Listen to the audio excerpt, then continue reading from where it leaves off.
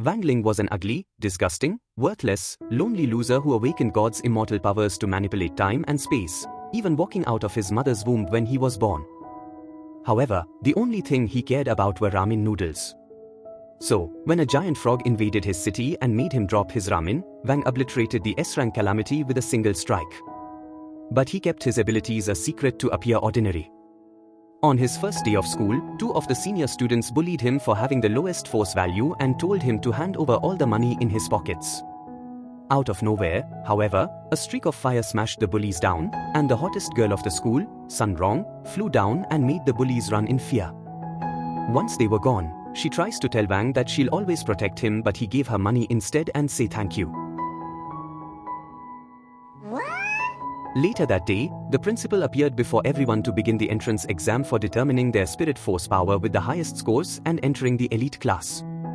An ugly-ass loser named Gu Xuan was the first guy up, and when he stepped inside and saw the giant frog in front of him, he fell back. This was the incarnation of the frog Wang defeated all those years ago. But when the guy punched the frog, he realized that his ugly face could have never been the protagonist. One by one, the students stepped forward, facing the imposing frog guardian. Each attempt ended in swift defeat, leaving the arena filled with the sound of applause for their efforts until Chen Chao stepped into the arena. Summoning all his strength, he channeled a dormant power into his fist. With a battle cry, he charged at the frog, landing a thunderous blow. Though the frog retaliated and sent him flying, his performance was enough to propel him into the ranks of the elite. When Sun Rong's turn came, she dashed forward with lightning speed, delivering a precise and powerful punch that sent the frog tumbling. Her unprecedented feat made her the first to earn a score exceeding the standard, drawing gasps and cheers. Finally, it was Wang Ling's turn. He approached the battlefield with an air of indifference. His goal was simple, to avoid drawing attention by concealing his overwhelming abilities. But the moment his foot touched the water, the atmosphere shifted dramatically. The frog froze, its eyes widening as it recognized the ominous background melody that seemed to follow Wang, and memories of a terrifying past surfaced. In a panic, the frog lunged at Wang, aiming to obliterate him before history could repeat itself. Yet Wang, utterly unbothered and still holding a ball of noodles, rose to his feet with calm precision. With a single step forward, a gust of wind rippled through the arena. Wang approached the frog. As he moved, the subtle energy radiating from his arms distorted the very air around him. The trial system struggled to keep up, displaying erratic readings before short-circuiting entirely. It was clear, Wang's score was too astronomical to be displayed. The frog, trembling with fear, opted to play dead rather than endure further humiliation. Its body began to disintegrate, but Sun Rong noticed the truth that it wasn't defeated, it was surrendering. Breaking the stunned silence, the examiner congratulated him on being admitted into the class of the elite. And when the first class began, the teacher showed them the spirits that they'll be bringing out from other dimensions using their force level. Chen decided to show off his powers after everyone clowned on him. Sun summoned a stray dog but wondered just how much power she needed for an actual spirit beast. The teacher noticed Wang brooding in the corner, his solitary demeanor catching his attention. Determined to engage him, the teacher stepped forward but froze mid-step. Suddenly, an ominous presence enveloped him, as if surrounded by unseen forces. Without warning, a massive explosion rocked the room. The frog from the trial appeared, bewildered and furious. "Why am I seeing that ugly face again?" it croaked, glaring at the teacher. Acting swiftly, the teacher summoned Sun's dog, transforming the frog into a harmless puppy, and Sun asked him if he liked peanut butter. Wang, sensing the chaos to come, silently edged toward the door. He was no stranger to solitude, it had clung to him since birth. Even his father, waiting anxiously for his arrival, had been met not with joy but with a nurse fleeing an obliterated delivery room, tears streaking her face. However, his son wasn't dead, and he saw Wang had walked out of his mother's womb like a giga chat. Every single day, he would sit and read the mind of his parents as they would constantly lie to each other and bothered him with all their arguments. So, to save their marriage, he used his infinite brain cells to think of all of the billion outcomes in this world and decided to piss himself in front of them. This was how his piss saved his parents' marriage. And as days passed, he was capable of manipulating gravity itself. But by the age of 6, he had already gained the ability to destroy calamity-ranked monsters. So, his father began experimenting on him until he developed the secret seal to hide Wang's limitless powers. But even then, it wasn't enough to prevent him from nearly breaking the ball by just touching it. So, his mother would constantly give him her golden orbs to suppress his spiritual powers. Wang's parents loved him deeply but longed to help him live a normal life. Even small acts, like blowing out birthday candles, ended in disaster, once burning their house down. Friends who got too close were unintentionally knocked unconscious by his energy. One day, Wang realized the immense sacrifices his parents made to ensure his happiness despite their struggles. Moved by this, he resolved to keep his emotions in check, avoiding anything that could unleash his powers. The one exception, his quiet solace in a bowl of ramen noodles. At school, Wang noticed a commotion at the ramen stand. It was on sale. A man had bought the entire stock, promising free ramen to anyone who voted for Sun as president. Outraged, the guys accused her of stooping low for votes.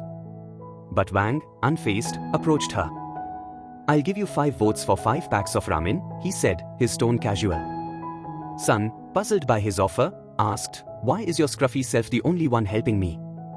After securing his noodles, the rest of the students caught on. One by one, they traded their votes for free food. Chen, however, swore he'd defeat her, determined not to fall for her scheme.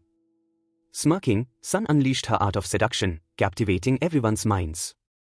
Yet, when she looked around, Wang was nowhere to be found. Left behind was a golden pill and a quiet note of gratitude for the ramen. When class started, Sun noticed that Wang was still unaffected by her spell. But even after trying to overpower him, he wondered if she ever got the pill as he signaled for her to give him the golden pill back. She thought he wanted her to eat his nice round ball. So, she decided to eat it to increase her powers. At that moment, he realized she was screwed, and her body started feeling like it had fallen from the sky. The spell of seduction broke away from everyone, and the teacher called Sun to come up and demonstrate her art of seduction, but as she walked forward, she slipped on a can and nearly fell. But Wang had to show off that he was the protagonist of this anime.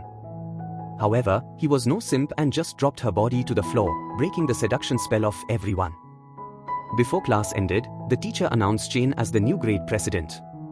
As Wang quietly walked away, he smirked, recognizing that Chen's dramatic gestures were no ordinary moves, they were the subtle signs of a secret technique, likely hiding immense power. Later that night, Sun wondered why Wang's ugly as destroyed her spell after supporting her at the shop but wished he would leave her mind already. The following morning, Chen had brought his giant cauldron for the pill refinery test and thought that Sun would definitely fall for his giant cauldron. However, his friend knew that he was definitely overcompensating for something. And when she arrived in her limbo, she somehow had an entire band screening her entrance along with bodyguards. "You are a victim with a single glance."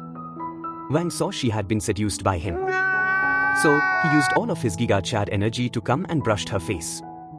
But he broke all laws of physics and snapped the status effect out of reality. They wondered if this was the new Red Pill Guru method he was practicing.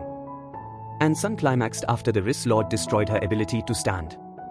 That day, the teacher blitzed through the method of crafting a golden pill, leaving the class bewildered. Not a single student had a clue how they'd pass. Chen, determined to best Wang, mockingly shoveled dirt, declaring it for Wang's grave. Meanwhile, Wang calmly used a microwave to refine his aura, much to everyone's disbelief.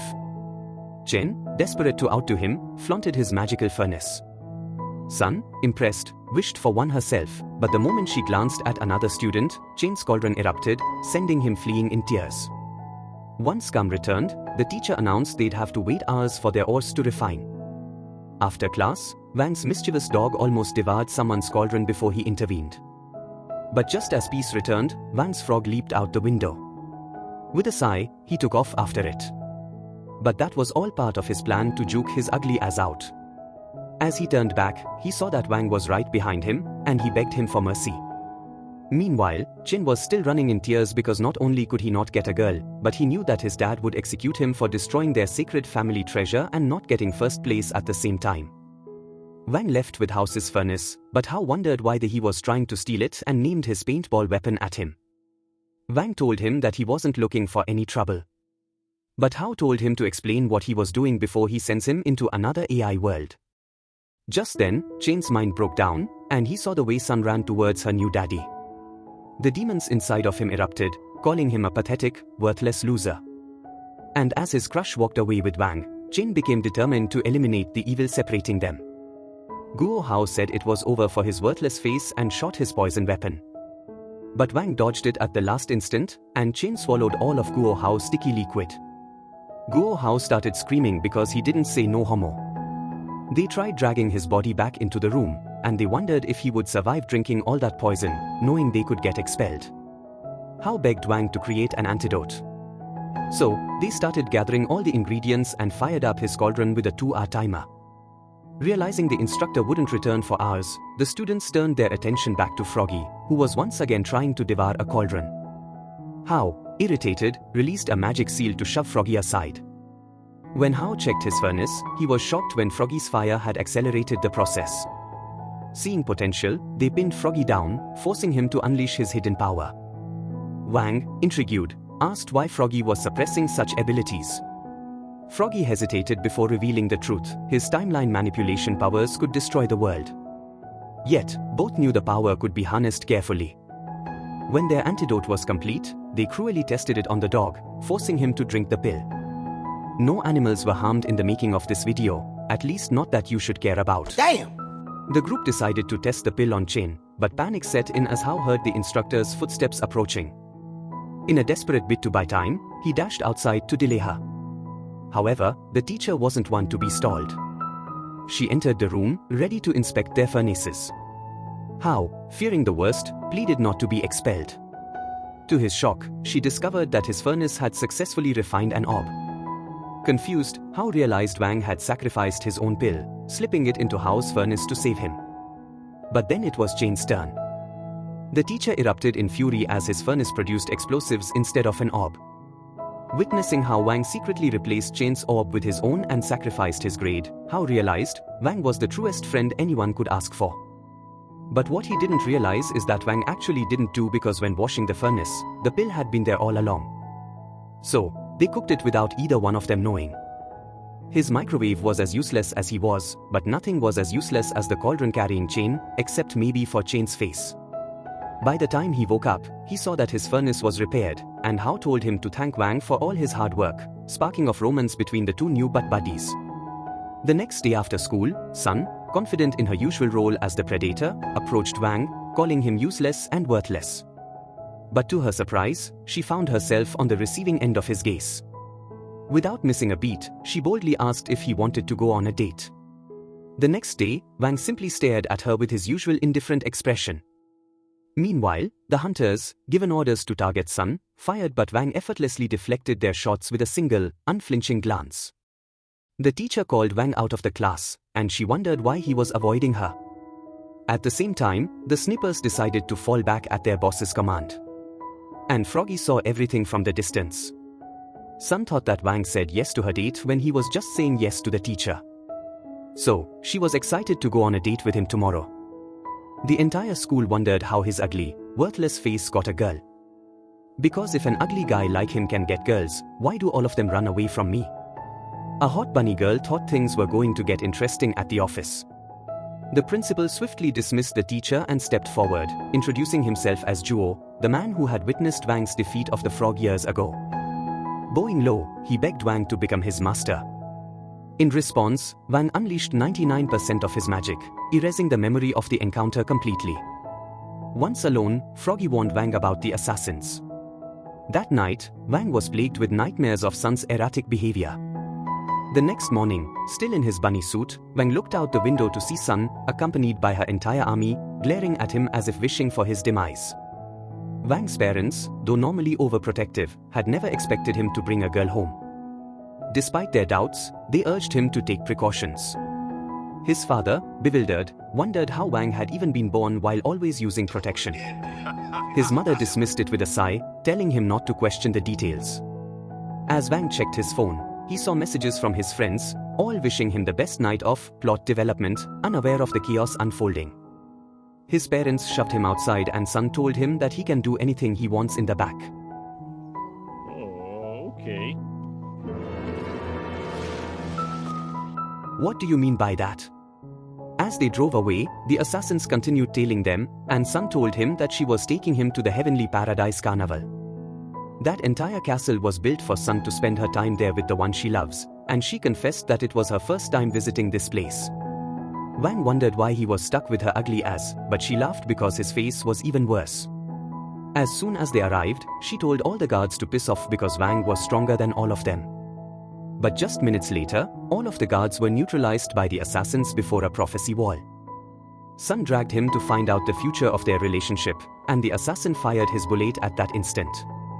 However, Wang slowed time down to find the bullet and caught it with his mouth, launching the bullet right back at his gun and sending him flying. Sun, confused, wondered what kind of disorder Wang might have, but before she could think further, he erased her memory with a wave, and she forgot everything.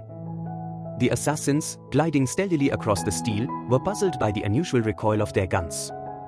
Wang, determined to stop them, exploded the ones behind him in a flash. As he tried to buy a gift for Sun, things went wrong again, logs crashed down on them, and he wiped her memory once more. Before they could move on, the Wizard of Ounce appeared, snapping his fingers and causing a massive stone to fall on them. The assassins, bewildered by their luck, couldn't understand what was going wrong. Sun, attempting to keep things normal, asked if Wang would enjoy a ride on the Ferris wheel while fireworks lit up the sky.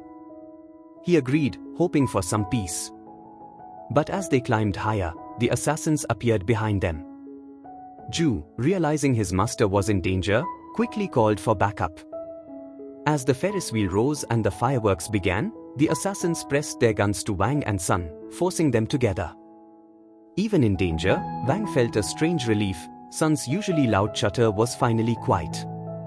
Sun, fearing for him, begged the assassins to let her friend go. Her words struck Wang. He stood, his dark eyes fixed on the situation, and used his power to send one assassin flying. The remaining one begged for his life, but Wang wasn't interested. With a wave, he sent the last assassin soaring into the sky, and a giant phoenix appeared, incinerating him in a blaze. By the end of the night, the assassins were gone, and Wang realized, despite everything, he was learning what it meant to have someone by his side, whether he wanted it or not.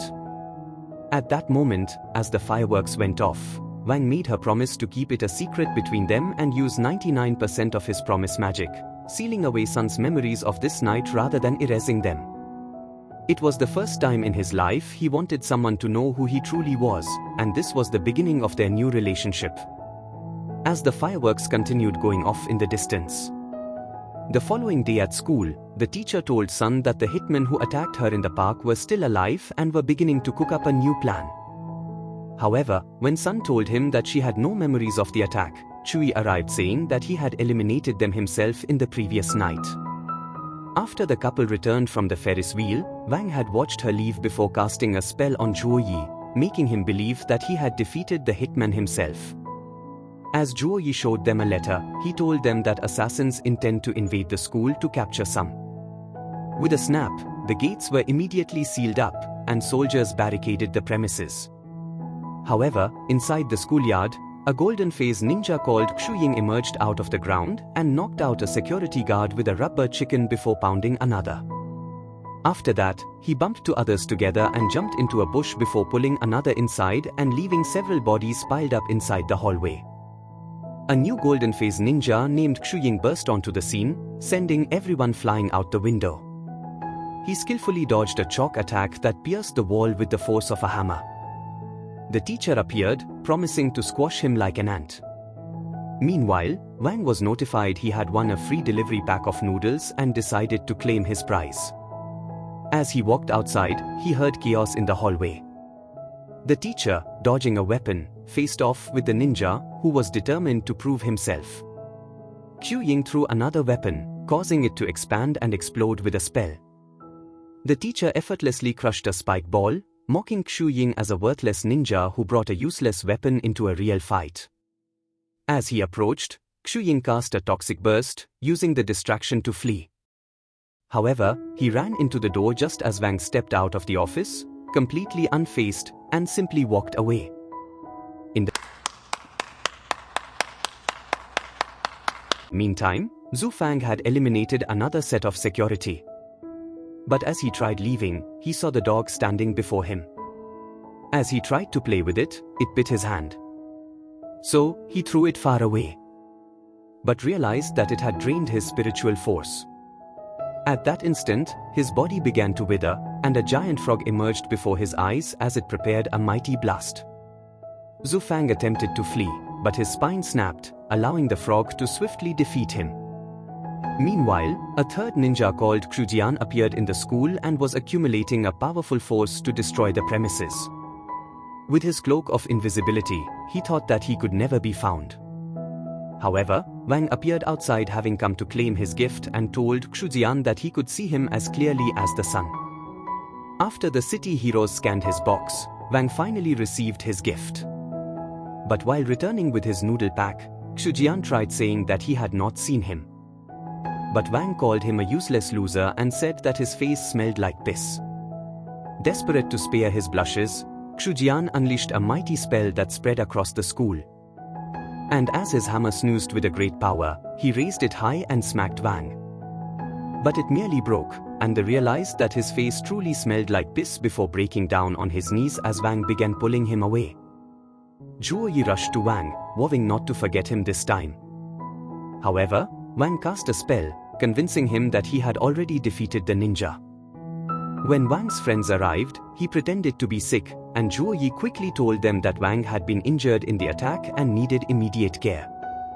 For the entire week, Wang faked illness, lounging in bed to avoid school, playing the role of a lazy, useless kid.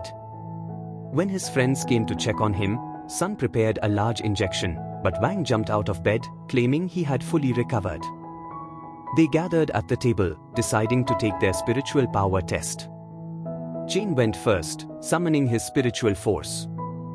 A brilliant light ball materialized before them, a clear measure of his immense strength. Meanwhile, in another high school, a group of students were taking the same test as Liang Jiang summoned his own spiritual force. He was scored by the system, and the students thought he was a useless loser. So, their leader Tang decided to show his own ability. As he drew his spiritual force, a powerful breeze blew across the room, and his number continued to rise on the system until he was raised to first position and the students began cheering for him. On the other hand, Guo Hao only managed to summon a tiny ball and tried hugging the ground as a punishment, but Chain restrained him. Sun suggested taking her own test another time as she was afraid of wrecking the house, but the boys were eager to see her powers and managed to persuade her. By the time she was done, the system raised her to second position. When it was Wang's turn, he realized that he had no time to prepare himself for the test and thought of using his littlest spiritual force to keep his full abilities hidden. However, as he began to summon his powers, the force of it nearly blew everyone away, and he barely managed to teleport the sun he created outside the Earth's orbit. By the time he was done, the system revealed that his score was uncountable and decided to put him in first place.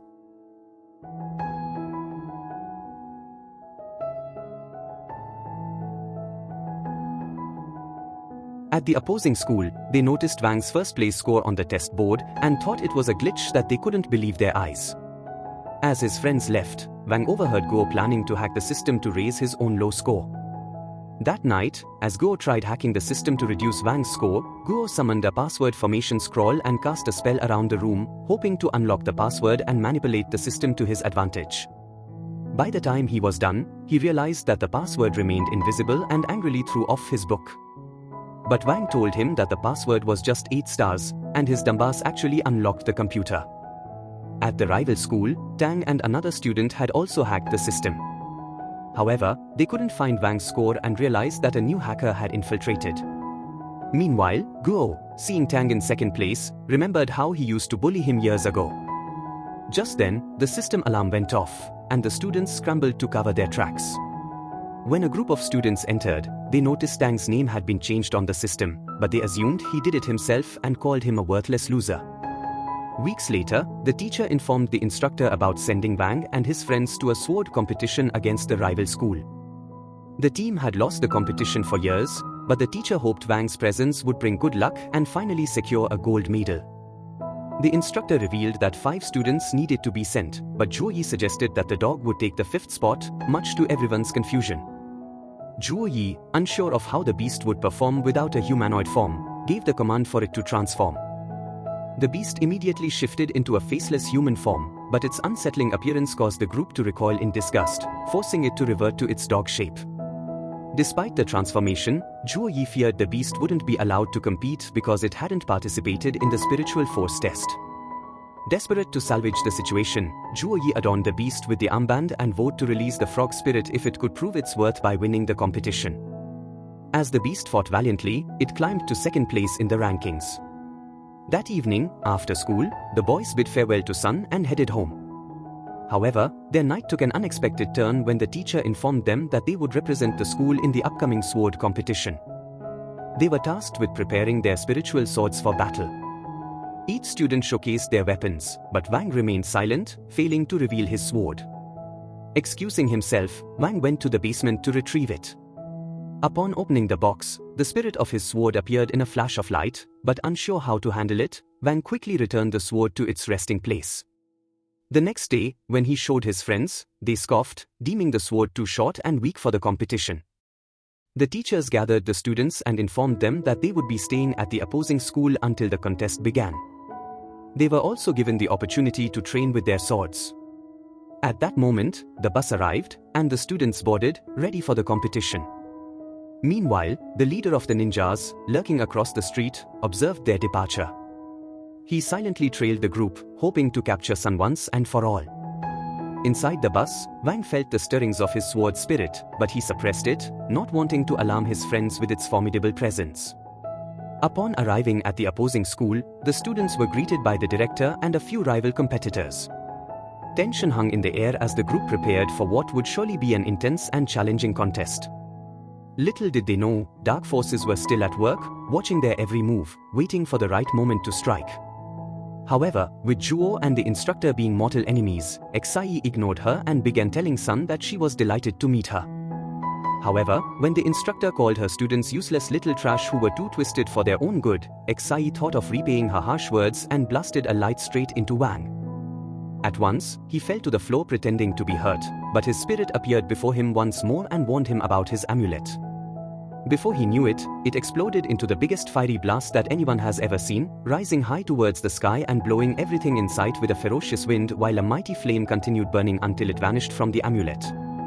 Weakened from the eruption, Wang asked the spirit why he had not warned him earlier. But the spirit told him that he had silenced him from talking inside the bus. As Sun and the instructor tried to help him, they began to wonder what triggered the eruption, and even Xai was confused at the of Wang becoming sick because her blast was only meant to test his abilities. As Wang was escorted into the school, Sun attempted to follow, but Tang blocked her path. He asked if she remembered him, but she found him too repulsive to recall. When he refused to step aside, she tried to strike him, but Yisha, Tang's partner, intervened. Tang then revealed their intention to eliminate Wang before the competition even began. Suddenly, Wang's body ignited with an unknown flame. Zei appeared, binding him with a containment spell. Enraged by this, Sun unsheathed her sword, but as she aimed to attack, the teacher intervened, halting her strike and directing her to control her emotions in the medical room. Meanwhile, the medical staff attempted to treat Wang, only to find he had mysteriously vanished. Determined to escape, Wang used a flash trick to mask his amulet's power, but he feared his abilities would soon break free. In a panic, he called his father, warning that his power seal was starting to unravel. Without hesitation, his father activated his light sword and rushed to help. As Wang navigated through the school in search of an escape route, his friends entered the gym, where Sai greeted them and began explaining the rules of the upcoming sword competition. He stated that the team with the highest score would be crowned the winner, setting the stage for the fierce battle ahead. However, when Guo pointed out that his ugly team of bullies were also a man short, a wave started rising towards them and nearly drenched their clothes as a mysterious dude appeared before them in a flash. He whisked his son and offered her a rose, but she told him that the rose was as ugly as his horrendous face. Hoping to impress her, Bufeng said that Zhu Yi hired him to crush their team, but was willing to switch sides in exchange for a one-night stand with Chain. Having desired a one-night stand of his own, his anger began to grow, and he tried punching Bufeng, but was blown away. However, he decided to return again, but Bufeng punched him away and flew at him with a kick before knocking him around like a useless doll and pounding him to the ground. However, Chen rose through the smoke and was determined to fight once more. As he oozed with a flaming aura, he charged once more, but Bufeng dodged him and caused his hand to vanish before throwing him away. Luckily, Wang caught him, and Chen realized that his hand had been restored in that instant. So, he flew with a punch, but Wang stood his ground and merely walked away from him. As Wang re-entered the school, he eagerly mentioned his plan to find some crispy noodles, a treat he could never get enough of. However, unbeknownst to him, Zhang Liuying, the leader of the assassins, was watching from the shadows, waiting for the right moment to strike. Just as Bufeng appeared behind her, he demanded to know who she was. With a sly smile, she claimed to be from the cleaning department, but Bufeng saw through the lie, sarcastically asking if she had fallen from the ceiling. Despite her deception, Bufeng, ever the smooth talker, decided to offer her roses, suggesting they have a one-night fling. Liu Ying swiftly smacked the roses away, calling him a bro who wasn't even worth her time. He retorted, insulting her appearance, saying he'd rather remain celibate than share a night with her. Liu Ying furiously struck him with an invisible force, mocking him for never recognizing true beauty, even if it hit him in the face. Fueled by her insult, Bufeng summoned a dark aura, preparing to unleash his power and crush her. But Liu Ying was unfazed. With a single movement, she squeezed the dark energy, making it vanish instantly. At that very moment, Wang returned, his arms full of crispy noodles, only to find himself in the middle of the conflict. He saw Liang standing ready to annihilate Bufeng.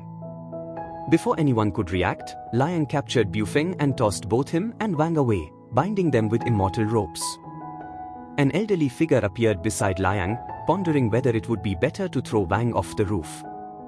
However, the old man instead began pulling Bufeng. Wang's amulet, sensing the impending danger, struggled to break free from its chain. His sword spirit warned him of the looming destruction, and lightning flashed across the sky, while fierce winds battered the surrounding trees. In the midst of this chaos, Wang remained unconscious, the sword spirit screaming at him, "Free noodles are being served inside the school." Hearing those words, Wang's mind snapped back to reality.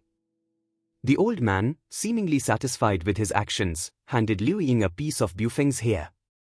It was clear that Liu Ying had plans to infiltrate the school using a disguising spell, setting the stage for more trouble to come.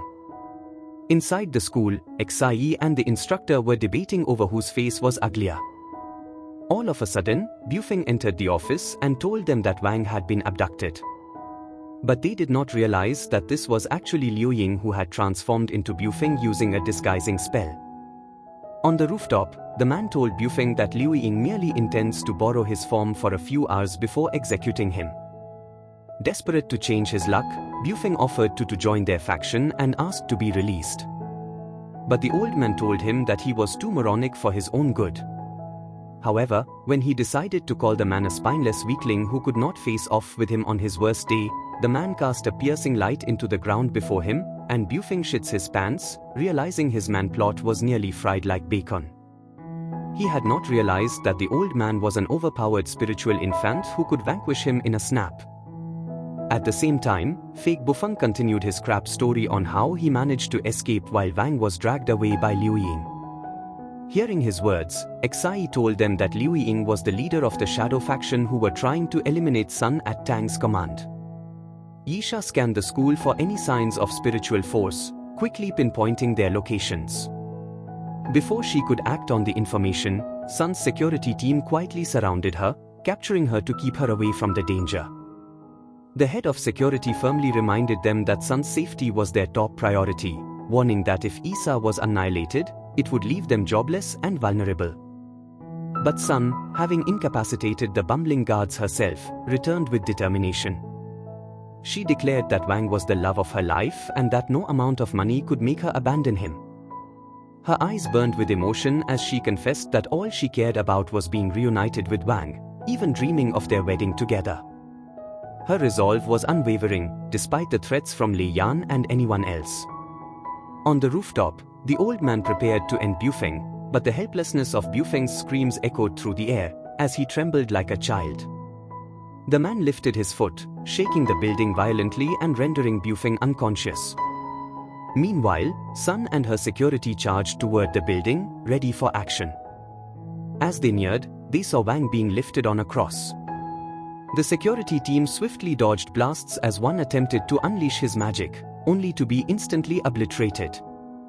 The remaining guards drew closer but were engulfed by a beam of light that incinerated them, leaving flaming orbs in the sky. The old man, still undeterred, focused his power, sending a beam of light into the heavens. It spread out into a massive circle, summoning a horde of yellow knights to charge. But Sun was ready. With a swift motion, she cast a direct beam of light that shattered the circle and destroyed the knights. Hovering in midair, surrounded by glowing swords, she fought fiercely, slashing down the knights and parrying flaming blades. The old man watched, convinced she would soon meet her end, but Sun was far from finished. Before long, she was caught in a mighty force and began falling towards the ground. But Wang snapped back to reality after predicting the future. After he watched Bufeng get knocked into the lower floor, he decided to free himself but made Zhuo Yi take the credit for saving him. When support arrived, one of them asked Wang if there was any missing people. But he told them that there was none. He hoped to keep Bufeng away until he was cancelled from participating in the competition. So, he told his sword spirit to keep him hidden until he was removed. However, the following day, as they were ready for the competition, Wang saw fake Bufeng on the queue and thought had gone south. After the instructor announced the start of the competition, the students started vanishing into the crystals. Wang's father began to rush in, hoping to change Wang's seal before he would vanish. But Riel realized that he was too late as Wang had already disappeared before he arrived. Inside the system world, the opposing team realized that Sun and her group had separated all over the island, hoping to acquire the altars before them. However, when they realized that Wang's presence could not be sensed, Liang Fei offered to destroy him and hurried away. As Liang dashed through the forest, Guo emerged from the shadows, eager to challenge him. Chen, receiving word from the system, learned that the opposing team had begun claiming altars to boost their score. Rushing to his own altar, a sudden cut appeared across his face, and a gust of wine-scent leaves swirling around him. Upon reaching the tree, he wondered how to claim the altar, only for Yisha to materialize behind him and claim it for herself. Ready for a fight, Chen demanded she give him her best shot. But before he could react, he was ensnared in a magical web, his own punches and slams on the ground inflicted by Yisha's spell. Meanwhile, fake Bufeng narrowly avoided the beast's attack, summoning lightning before charging at the dog with a devastating blow. Realizing his spiritual force was nearly exhausted, he retreated, unwilling to risk depleting his powers. Elsewhere, Liang found Wang on the ground, thinking claiming the altar would be a simple task. However, Wang managed to rise. Liang, drawing his sword, prepared to end him. Just then, a spell shot toward him, which he deflected, only to find Guo standing in front of him, determined to take him down. They clashed in a flurry of sword strikes, each testing the other's strength. Meanwhile, Sun moved to claim an altar but noticed her team was falling behind. Just as she evaded a powerful swing, she threw her own sword, which transformed into a sword spirit. Tang appeared before her, his own spirit materializing in response. Tang tried persuading Sun to dump her team of losers, but she fired a blast at him and directed her spirit forward. But as she rose as a water dragon, Tang's spirit slated in that instant. As he reformed, Sun Rong realized that the opposing team had acquired another altar. Sun wondered how Tang was able to see every part of the entire island. So, he told her that they had hacked into the system prior to the competition and were able to utilize the site. At that instant, Sun discovered that Chen had been defeated, and that his altar had been acquired by the opposing team. She dissolved her spirit back into the sword and was ready to charge at Tang. However, she realized that Tang had unleashed his snow powers and began to cast a ground of ice across the waters. With her time running out, Sun flashed towards him, breaking through the ice. But Tang's spirit cast a great wind to blow her off. However, she managed to throw in Kanei before charging into a sword battle while flipping and jumping over the ice and continuing onto a bridge with a determined and relentless onslaught. In an instant, The ice exploded around Sun, and fake Bufing appeared before her eyes as he summoned a dark orb ready to eliminate her. A mighty wind began to blow around the island, and the men realized that there was a greater enemy around them. But Sun had escaped using the distraction. With no other challengers in sight, Tang decided to claim the altar for his team. However, as he glanced at the scoreboard, he saw Sun's team starting to reclaim the altars. Meanwhile, Guo and Liang were both exhausted from their fierce battle, with Guo having run out of spells. As Liang advanced toward him, he kicked Wang for being too weak to fight. Enraged, Guo unleashed a flurry of spells, but Liang effortlessly slashed them away. Despite the relentless onslaught, Guo continued to cast, driven by desperation. His determination fueled Wang, causing his powers to surge. Seizing the moment, the beast charged toward Guo, absorbing his energy in an attempt to restore its own strength. Wang had anticipated this, knowing that his powers would eventually break free. With the beast consuming his negative energy, Wang's abilities ignited, and he began merging with the dog.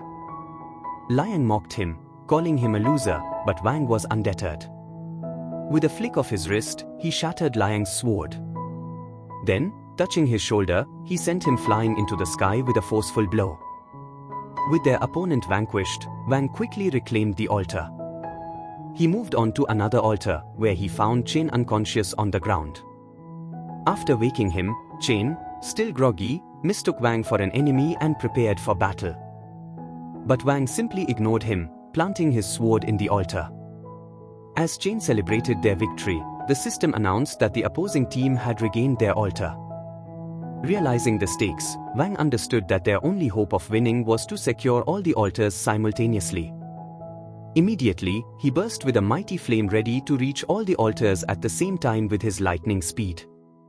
However, Sun stopped him over the device and told them that Guo had abandoned his post when two opponents ambushed him. Chen wondered why he had not fought back. But Guo told him that he was a useless fatso who had no place on the battlefield. Sun told the boys that their only hope of winning the contest was by seizing all the altars at the same time and that they had to protect it for a few seconds until they were declared the winning team. Before long, Sun and Guo started heading towards a new altar with Sun serving as his skateboard before launching him far off to the cave. As he landed, he began to tease the opponent before him, telling him that his father was AS. At the same time, Sun was trying to sneak towards the altar when the dude realized that it was a distraction. He tried hurrying to the altar, but Guo unleashed a spell at him. Luckily, he stumbled, and the spell flew at Sun, knocking her away from the spot. As Sun tried to recover, Tang appeared and screamed at his partner to secure his post. So, he started running towards it with Sun hoping to reach it before him. Guo summoned large rocks from the ground, desperate to stop him. But he fought his way through and drew his blade. So, Sun summoned several blades and launched them at him. But when she tried utilizing his distraction, Tang's sword spirit flashed in and destroyed the swords before her eyes. Realizing she could not fight her way through, she decided to retreat. As Tang confronted her, he called Sun a failure, mocking her plans for falling apart before they even started. However, Guo stepped in to support her as the opposing team neared retaking the remaining altars. Realizing their only chance of staying in the competition was to claim this one, Sun prepared for a final push. Meanwhile, the fake Bufing approached Chen, intent on taking his altar. Chen skillfully dodged his dark orbs, stalling until the competition ended. Enraged, fake Bufing taunted him, calling him a weakling with a useless father. Chen refused to retaliate, only infuriating Bufing further. As Bufing unleashed a new power, the dark orbs began absorbing the surrounding leaves, threatening to escalate the conflict. In that instant, he unleashed them with a mighty wind, but Chen managed to block them with his sword while the rest ripped at his body. At the cave, Sun told Guo to retreat as she intended to face off with Tang on her own. Tang began to tease her, telling her to surrender her useless team of losers. But she was determined to prove herself and told him that his mom was a loser as she clashed swords with his spirit. Guo began to summon the power of his blade. But Tang's spirit started vanishing like a ghost before knocking her back with Sun having grown exhausted. Tang told her to surrender, saying that her team were a bunch of horrendous losers. Before he knew it, a flaming bird appeared before his eyes, with Sun having sacrificed her sword spirit to unleash the power of Guo's blade, hoping to vanquish it. Tang directed his spirit towards the flames, but it was consumed in an instant. With the boys still in shock, the fires blew them away and erupted into an explosion. At the tree, Chen was battered and weary from the relentless attacks. Despite his exhaustion, he refused to give in as fake Bufeng tried to claim his altar. Summoning the last of his strength, he attempted to hold the enemy back, but he was quickly overpowered. The fake Bufeng stomped on his face, kicking him away with force. As Chen struggled to rise, his body refused to cooperate, but the thought of disappointing his friends sparked something within him. With determination, he found the strength to stand once more, unleashing a newfound power that shattered the fake Bufeng's shield. With one final effort, he drove his sword into the ground, creating a shockwave of energy. Enraged by his defiance, fake Bufeng dropped the illusion, revealing her true form as Jiang Liuying.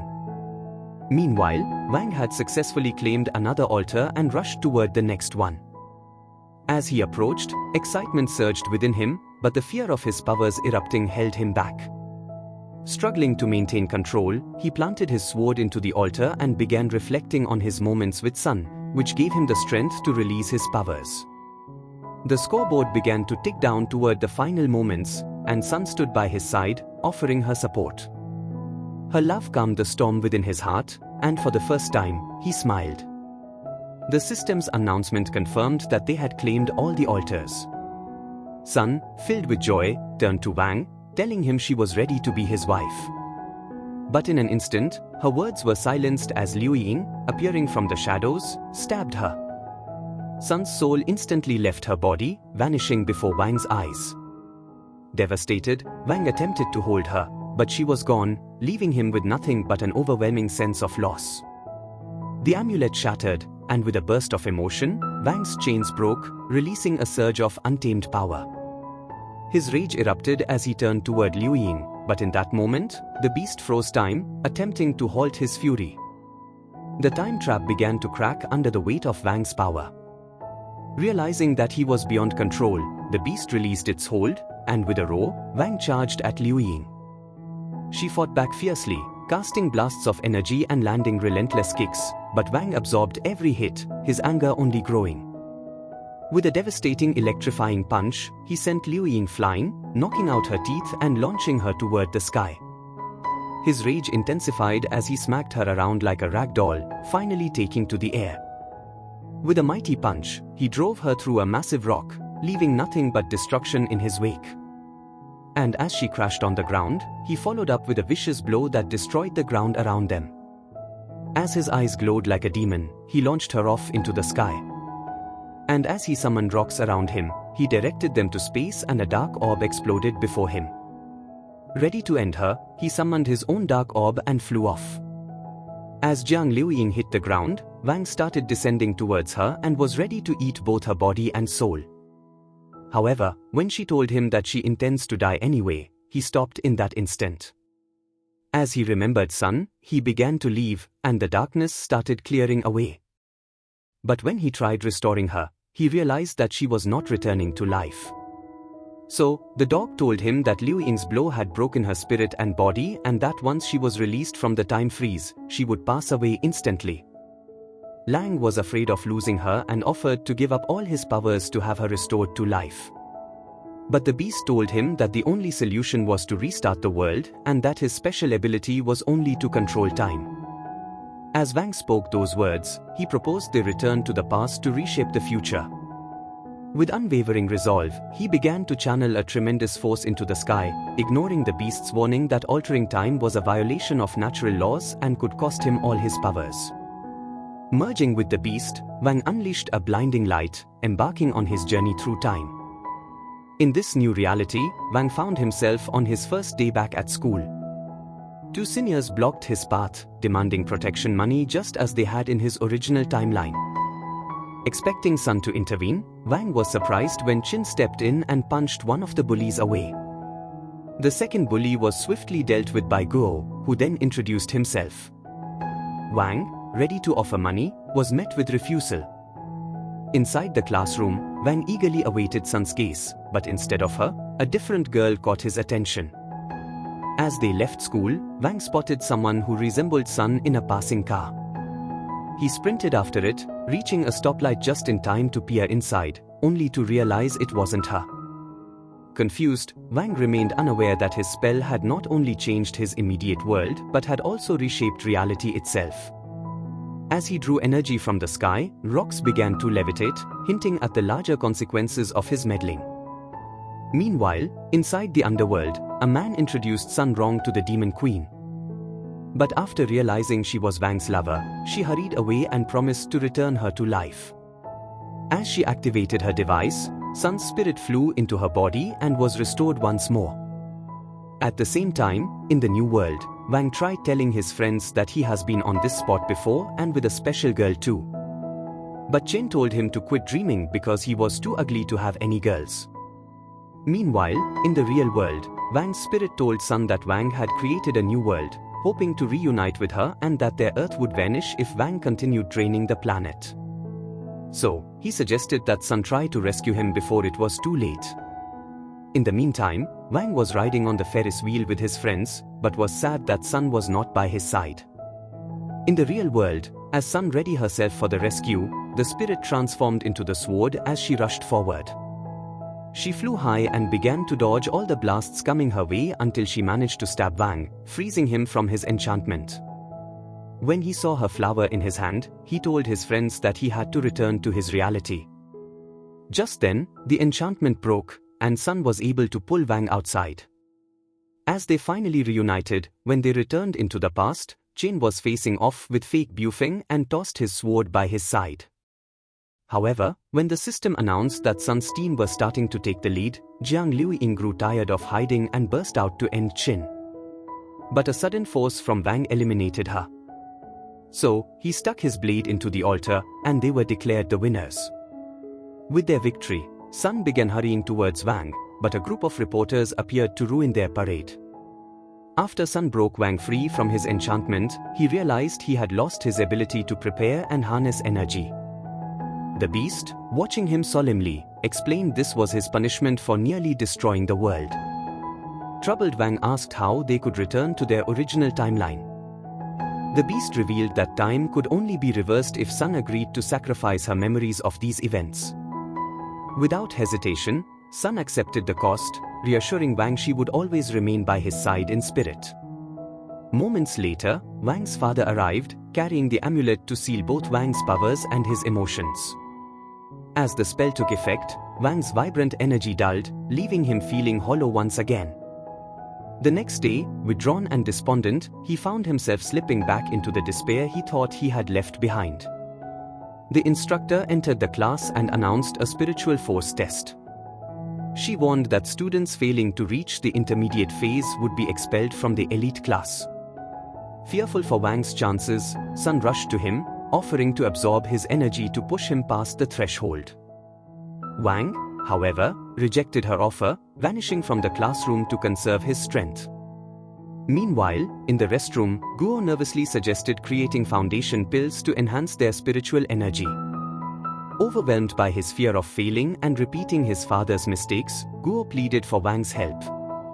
Reluctantly, Wang agreed, hoping to ensure Guo's success. When the test began, the instructor decided to motivate the students with a dramatic display of his own spiritual energy, a thunderous wave that left the air humming with power. All eyes turned to Wang, wondering if he could overcome his newfound limitations and rise to the challenge. Immediately, dark clouds began to spread above him, and a powerful thunderbolt descended on him, blowing a wind across the field. When the dust began to clear, the teacher told them that the only way to pass the test was to survive the thunderbolt. After the first student was toasted by lightning, Sun thought Wang would suffer the same fate and noticed that he was nowhere in sight. At the same time, inside a class, Guo was secretly cooking the foundation pills. When he realized that the instructor was heading towards them, he began to freak out. So, Wang doused him with a bucket of water. By the time the instructor arrived, they decided to pretend like they were drying their wet clothes. But she began to scream at them, threatening to kick them out of the school if she caught them cheating. Guo told her that they had fallen into a pool and were merely trying to dry up their clothes.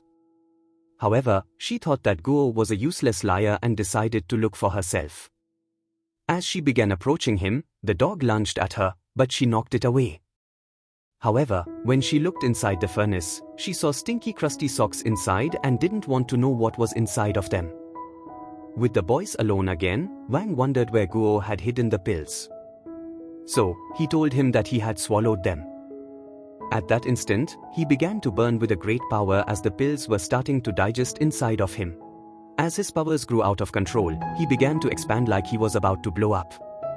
But Wang struck him, and he flew across the room, deflating like a useless little balloon. By the time he woke up, he discovered that he was being summoned for his test, so he hurried off, hoping to utilize his cheating pills. However, he soon realized that the pills had been fully ruined and had lost their enhancing ability. Luckily, as he tried unleashing his power, his spiritual energy drew a powerful lightning that he managed to resist. When it was Wang's turn, the teacher gave him a helmet, expecting that he would be scorched to crisp. But as Wang summoned his own power, a great cloud began to stretch across the yard, and a thunderbolt descended on him. As the cloud began to stretch over the city, a terrible wind blew everything in sight. With the city about to be destroyed, the teacher tried pulling the plug of the device, but the light started going off around the city, and the spiritual force in the universe continued dropping. As the students joined the teacher to pull the plug, Wang decided to throw his sword towards Sun, and when she caught it, they appeared inside a new world.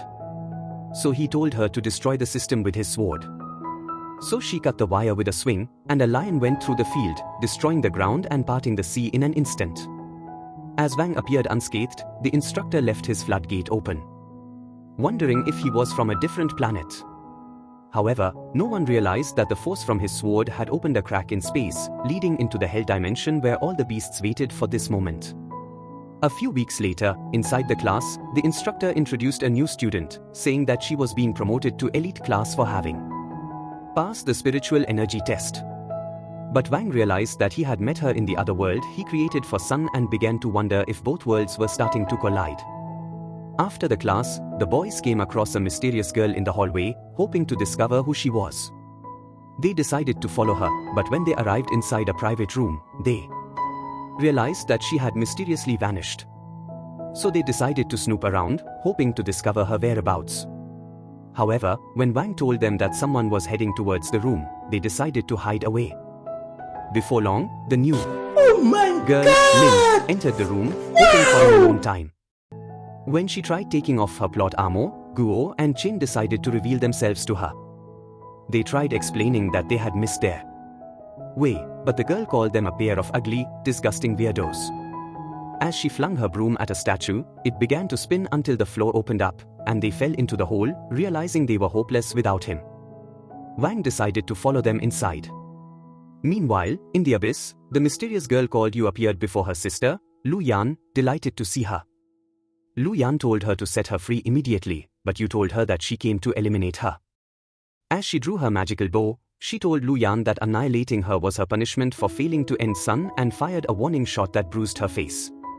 Just then, Wang and the others began falling towards the bottom, and Wang apologized for interrupting their conversation. However, before they turned into pancakes, Wang summoned a hole in the ground which led into a secret chamber.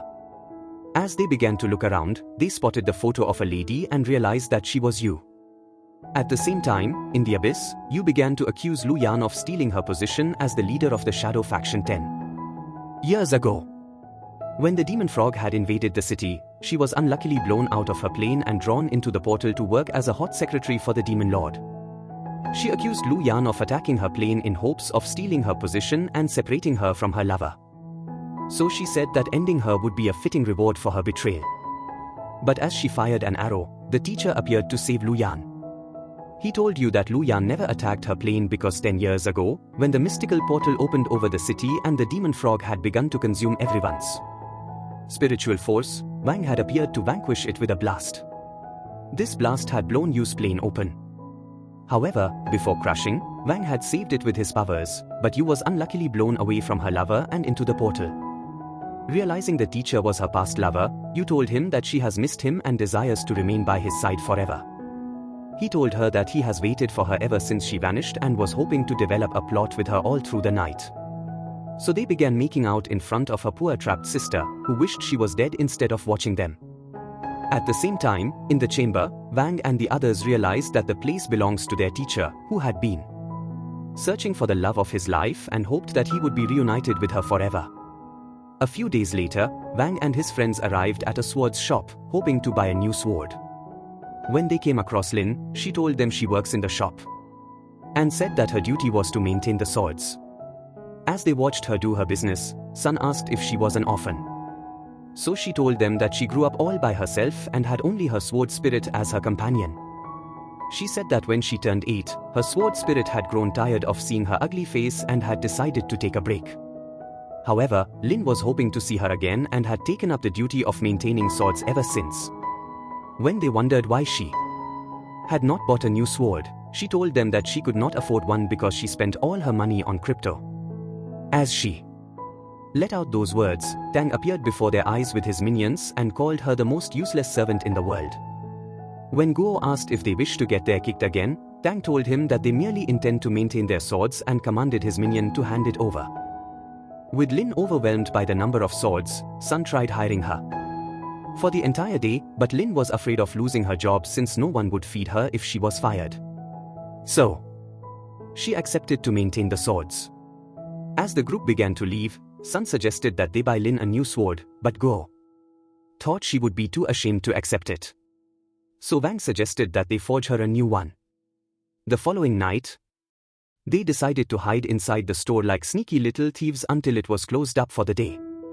After realizing they were alone, Wang decided to show them his design for the blade. Before long, they began to run the spiritual items on the system. When they were done, they threw them into the furnace and waited for the sword to cook.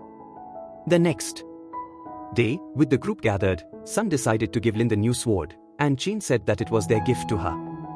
Pleased with this gift, she told them that the sword was the most special weapon she had ever received. However, Tang appeared at that moment and decided to challenge Lin to a duel. With Wang and his friends having kicked his teams in the competition, he was hoping to destroy their friend in return. So Lin accepted the challenge. As they prepared for the duel, Tang drew his sword and summoned his ice powers before slashing a wood in half, looking to destroy the girl. He cast a heavy snow towards her and slayed the wood in a flash. But when he tried to end her, she stopped him with her sword.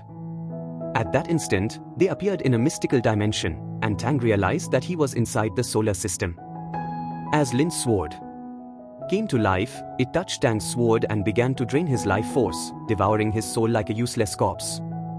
But Wang's blade broke his sword, managing to save him before he got eek. The following day at school, Sun met Wang while he was trying to eat his usual crispy noodles and smacked his head as a sign of a secret love message.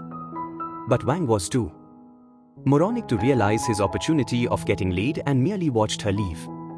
However, that night, Chain and Guo decided to follow him into the school, hoping to assist him in utilizing this perfectly great chance of renouncing his V-card. But Sun was disappointed that she would not have Wang all to herself.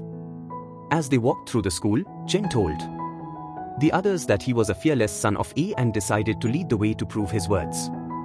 However, when he bumped into Lin, he immediately shot his pants and scurried off in fear. Meanwhile, in the abyss, Lu Yan managed to use arrow and directed it to start smashing into the chains. Eventually, she tore up the seal and continued the onslaught on the chains until they eventually broke, allowing Lu Yan to gain her freedom. As she wondered how she would escape, she saw a gaping hole in the wall before her and realized that she merely had to swim her way out. At the same time, Guo and Chain finished up their business. But as they began to wonder if a ghost was making the noises, they heard a sound in the restroom. So Guo decided to take a look. Suddenly, water gushed out before him, and Chin passed out after his pants again. When Wang and the girls arrived, he saw Luan as she tried pulling herself out and immediately flushed her down the drain.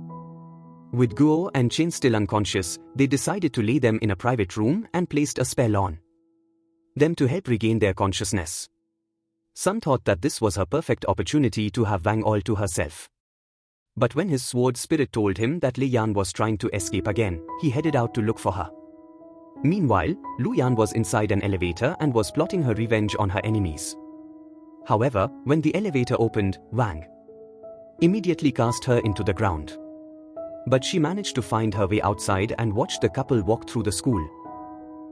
As they stared at a mirror, Sun began telling Wang that the mirror was a mystical portal that led from the human world into a different world and that it could lead into outer space with the right spell. However, before she could start reading out her love lines, Wang was punched far away into a wall, and Ling appeared before her eyes, having been possessed by a demon. As Sun summoned her sword, Ling bound her with a dark spell, and the moon began to turn red. The demon told her that she intends to open a portal into the demon world and would seal her inside forever ever. As the moon became entirely red, the portal opened leading into the demon world. But as she drew Sun towards the portal, Liu Ying came flying towards them and was determined to end Sun wrong herself. Luckily, Wang appeared just in time to save her, causing Liu Ying to strike Ling with the deadly blow that knocked the demon into the portal, shattering the mirror instantly. As Liu Ying grew angry at her failure, Wang punched her straight into the wall, silencing her for good. With peace restored, he decided to look at Sun's gift and was pleased that she was still alive. Weeks later, Wang and his friends arrived at Sun's family estate, only to find the once thriving million-dollar farm withering under the strain of an unknown affliction. Inside the family's ancestral cave, Guo couldn't resist teasing Sun, asking if her father had squandered their wealth at a casino. Sun, unamused, explained that the farm's decline was due to the disappearance of spiritual energy from the universe. Without it, the farm's crops were doomed, and abandonment seemed inevitable. Sun's mother interrupted, her voice resolute. She declared that the farm was a sacred family legacy and vowed never to surrender in their fight to restore it.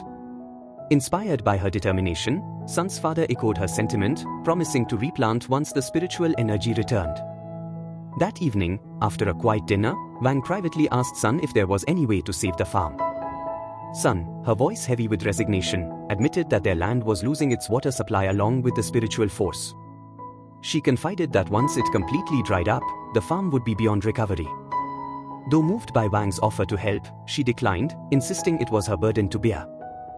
Later that night, aboard the train home, the group was stunned to see a breaking news report. Sun's family had reportedly decided to sell their farm to Tang's scheming family, and a blood-bound marriage agreement between Sun and Tang was set to seal the deal. Outraged and suspicious, Wang and the others believed Sun's family must have been coerced into this arrangement, convinced it would only lead to ruin. Determined to intervene, Wang proposed they sabotage the agreement before it could be finalized. At dawn, they stormed Sun's family estate, prepared for battle. When Tang's entourage appeared, Guo stepped forward, his voice brimming with defiance. "You'd better step back," he warned, cracking his knuckles, "because I'm about to squash you like the flimsy plastic cups you are."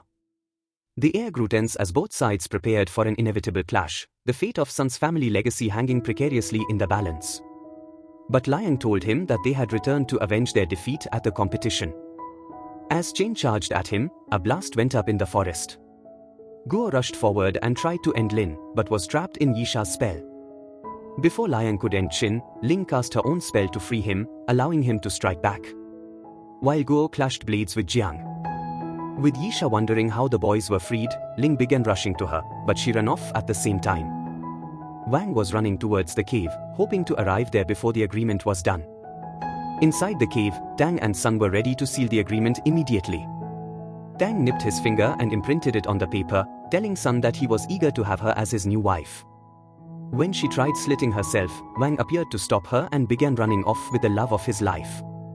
He told her that he had come to rescue her from the agreement and said that he wishes to remain with her forever. But as they flew away from the cave, Sun's father appeared outside, telling her that the agreement was their only solution for saving the farm. Sun stepped away from Wang, her voice steady yet heavy with resignation. She explained that after they had left the cave, Tang's father had come with an offer to save her family's failing farm.